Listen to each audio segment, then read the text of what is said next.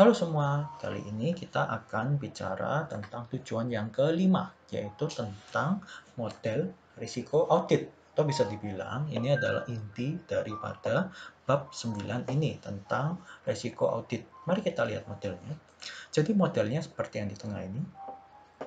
Model ini timbul dikarenakan adanya resiko salah saji di tingkatan asersi. Ya. Jadi di tingkatan asersi, seperti yang kita bahas di tujuan pertama, itu meliputi inherent risk atau resiko bawaan dan juga control risk atau resiko pengendalian. Oke, jadi berdasarkan dua resiko ini, maka auditor mempertimbangkan membuat modelnya seperti ini. PDR atau Plan Detection Risk atau biasanya kita sebut sebagai risiko deteksi, ya. Lalu sama dengan AAR Acceptable Audit Risk atau risiko di mana kita bisa menerima salah saji tersebut setelah laporan auditnya selesai. Lalu ada inherent risk, risiko bawaan, dan juga control risk. Jadi di sini rumusnya PDR sama dengan AAR dibagi ER kali CR. Atau gambarannya, model ini seperti gambar ini. Bisa dibilang, bisa dilihat di sini, sebelah kiri sumbu Y ini. Sumbu Y ini adalah gabungan dari IR kali CR, risiko bawaan dan pengendalian. Ya. IR kali CR. Sedangkan yang bawah ini adalah risiko deteksinya. Ya. Jadi bisa dibilang seperti ini. Semakin tinggi nilai resiko IR dan CR ya semakin tinggi, maka resiko deteksinya ya semakin rendah. Nah, namun resiko deteksi ini semakin rendah justru menimbulkan pengumpulan bukti audit yang lebih banyak. Ya, sedangkan jika risiko bawaan dan risiko pengendaliannya itu rendah di titik ini, maka risiko deteksinya justru tinggi. Sehingga justru sedikit saja bukti yang diperlukan. Mari nanti kita lihat pengertiannya satu persatu. Oke, kita lihat terlebih dahulu model hubungan daripada model risiko audit dengan pemahaman bisnis klien. Jadi ini 5 ini seperti yang diceritakan di bab sebelumnya tentang pemahaman bisnis dan industri klien. Ya, setelah dari faktor-faktor ini kita pelajari, kita akan bisa memahami bisnis klien dan juga industrinya. Setelah itu, baru kita bisa menilai resiko bisnis yang ada di klien itu bagaimana saja. Nah, ini di sini bisa mulai kita set menetapkan AAR-nya, ya, Acceptable Audit Risk. Setelah itu, kita juga menilai risiko salah saji di tingkatan asersi, yaitu ada IR dan juga CR. Nah, sehingga modelnya menjadi seperti ini. PDR sama dengan AAR dibagi ER kali CR. Jadi, kalau bisa dibilang, PDR ini sangat tergantung dari tiga nilai ini. Kalau tiga nilai ini tidak ada, PDR-nya tidak bisa tercipta angkanya. Seperti itu. Mari kita lihat. Ini adalah ilustrasi, ya, ilustrasi dari siklus laporan keuangan. Ya. Jadi di sini, ini adalah contoh. Jadi di sini A, B, C, D. Bisa dilihat, A ini adalah inherent risk, B adalah control risk, C adalah AAR, D adalah plan detection risk. Sekali lagi, PDR ini sangat tergantung dari A, B, C. Jika A, B, C-nya kita tidak tahu, kita tidak bisa menilai tingkatan level daripada PDR ini. Sebagai contoh misalnya, di siklus penjualan dan penagihan. Di sini inherent risk-nya ya, di expect terdapat beberapa salah saji. Kita auditor menetapkan resikonya medium. Lalu control risk-nya juga dibilang medium. Nah, AAR-nya dibilang low. Namun, karena ini medium, IR-nya medium, CR-nya medium, sehingga kita bisa membilang plan detection risk-nya di sini levelnya medium. Ya, contoh lagi, misalnya inherent risk di bagian inventory. Inherent risk-nya tinggi, 100% misalnya. Terus control risk-nya tinggi, 100%. AER-nya tapi rendah. Sehingga di sini bisa dibilang plan detection-nya rendah ya. Jadi di sini CR-nya tinggi, maka PDR-nya rendah sesuai dengan gambar yang ada di sini ya. IR sama CR-nya tinggi ini, maka plan detection-nya rendah ya di sini. Nah, seperti itu.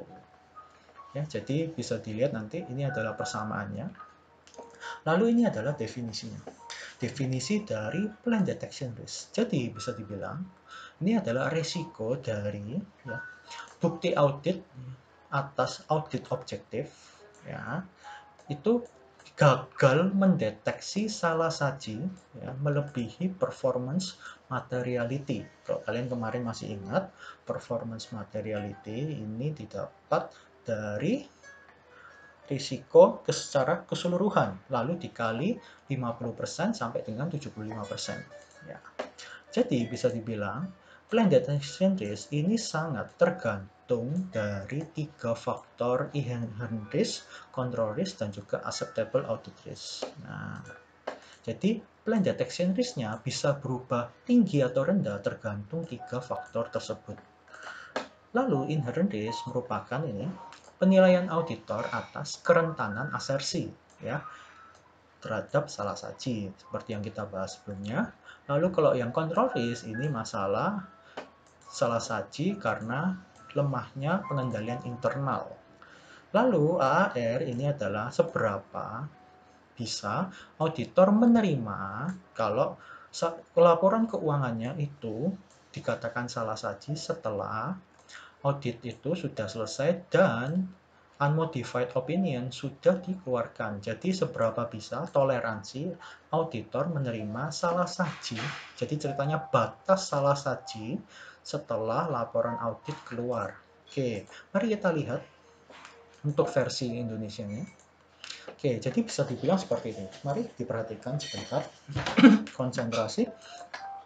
Di sini resiko bawaan IR, inherent risk, itu masalah resiko kerentanan asersi.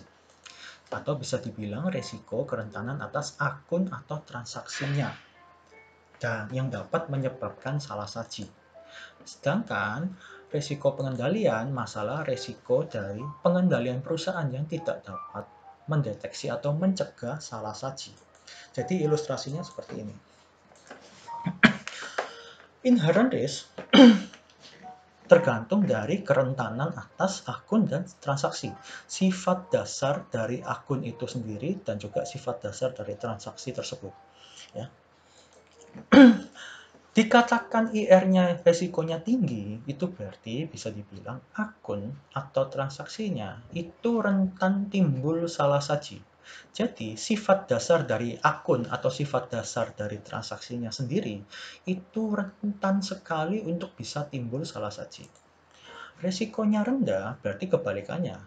Akun atau transaksinya tidak mudah timbul salah saji. Itu adalah IR. Kalau CR itu masalah pengendalian internal.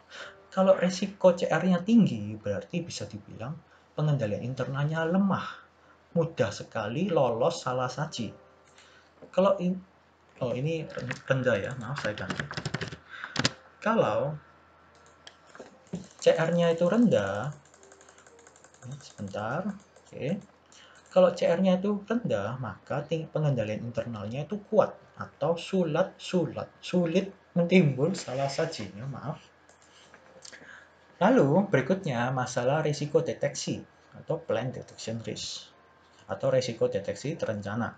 Jadi di sini mohon diperhatikan risiko di mana prosedur audit untuk pengumpulan bukti audit itu gagal mendeteksi salah saji.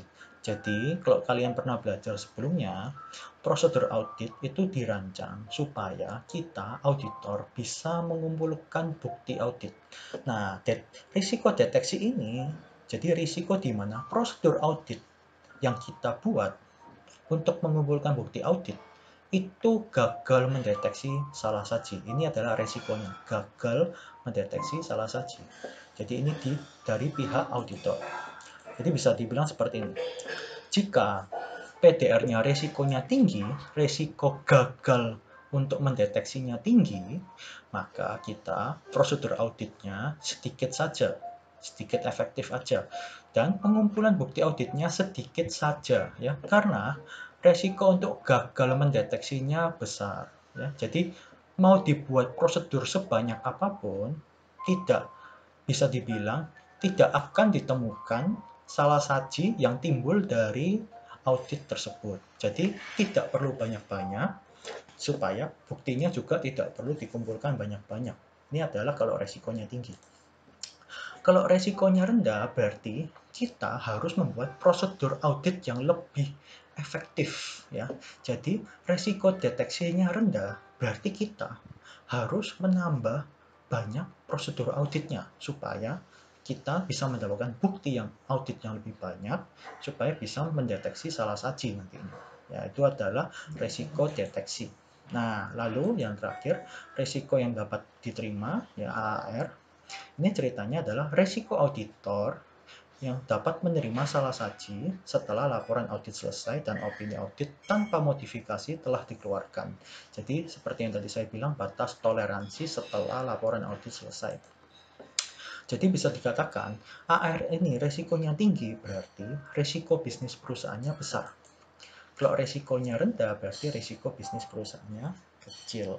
Oke, sekian penjelasan dari 4 resiko ini. Semoga bisa dipahami, ya, terutama khususnya untuk model ini, ya, model daripada gambar ini.